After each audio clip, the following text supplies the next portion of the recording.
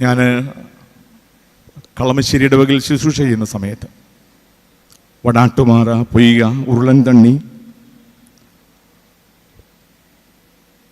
തുടങ്ങിയ high range മേഖലകളിൽ പ്രവർത്തിച്ച പ്രിൻസ് കോരയച്ചൻ മഴ പെയ്താൽ ദേവാലയം കുതിരും, ആളുകൾക്ക് വരാൻ പ്രയാസമാണ്.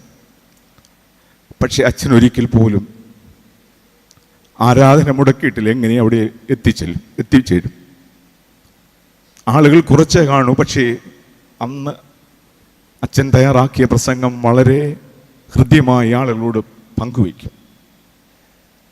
ഒരിക്കലും ജാഗ്രത ഇല്ലാതെ ശുശ്രൂഷ ചെയ്തിട്ടില്ല.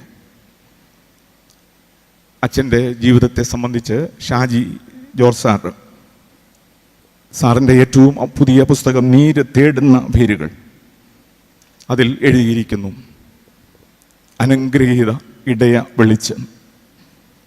വചനത്തിൻ്റെ കണ്ണാടിയിലൂടെ ദൈവജനത്തെ കാണുകയും വചന വെളിച്ചം നൽകുകയും ചെയ്ത പ്രിയ അച്ഛൻ എനിക്ക് ഒരു ഗുരു വെളിച്ചവും അഭിമാന ഇടയ വെളിച്ചവും ആയിരുന്നു.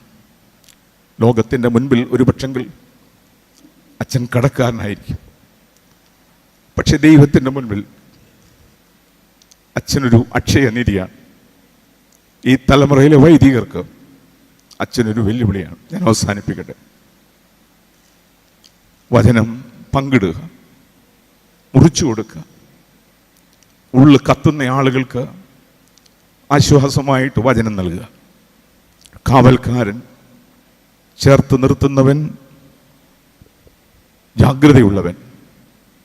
ഈ ദർശനത്തോടുകൂടെ ഈ സഭയ്ക്ക്, ദൈവജനത്തിന് അനുഗ്രഹ ശുശ്രൂഷ ചെയ്യുവാൻ നമുക്കെല്ലാവർക്കും ദൈവം സഹായിക്കട്ടെ എന്ന് പ്രാർത്ഥിച്ച് ഞാൻ അവസാനിപ്പിക്കും.